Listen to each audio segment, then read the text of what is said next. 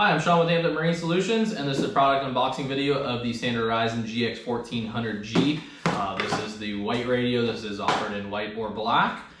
This is a very good entry-level VHF radio. We do this on a lot of local installations as its price point's very good. It does have built-in GPS for the DSC, so no need to connect the VHF radio to the chart plotter if you did not want to get into all that. If you do that, all of the received DSC will show up on your GPS, so you should connect it still. But if you're just looking to be able to send your DSC location in an emergency, then this unit is great as it has a built-in GPS. Let's get into this box here. When you open it, you will have a little bit of information about international version if you needed to change it. You have a owner's manual, which does have your mounting template in one of the back pages there.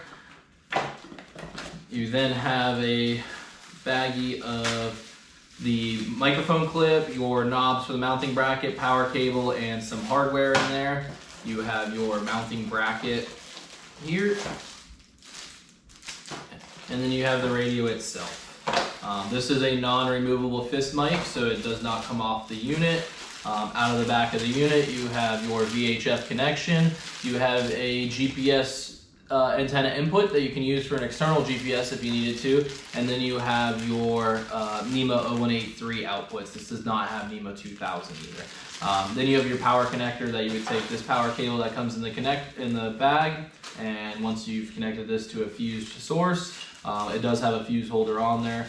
You would plug that in, plug in your VHF antenna, and you are ready to go.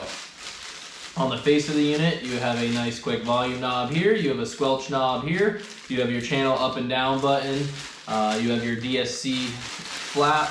Let me take this wrapper out for you there. You have some menu buttons across the bottom. So on the bottom of the screen, you will have different icons for weather, mode, things like that. These directional arrows bring you through those menus, and then these are your soft keys for the button on the display. You have a clear button, menu button, and then you have your power button here is this nice red button, and then you have your 16:9 button here to switch between channel 16 and whatever channel you may be on. It is a very good entry-level radio if you just need a VHF radio on your boat. It has 25 watts of maximum output. It has a high and low mode for 1 watt, 25 watt.